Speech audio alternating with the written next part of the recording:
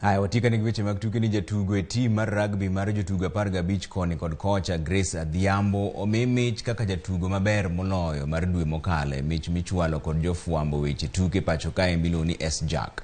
Oyudo mich no kaluwore kod lony mare mane okonyo team mar Lioness chopo e piem mar pinje Afrika.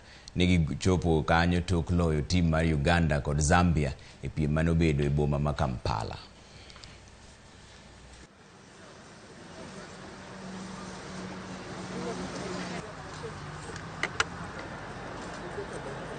Since I started my rugby career, I think this is the first award that I'm getting as being awarded as Player of the Month.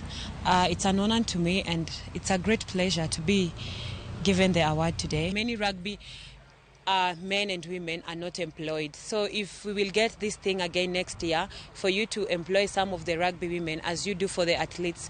Most people are trying to focus and see what to focus on in the next year, to see how best to come on board with these sports, like from rugby to athletics to even other upcoming sports like motorsports, even darts I've had. So yes, I would encourage most to try and come on board.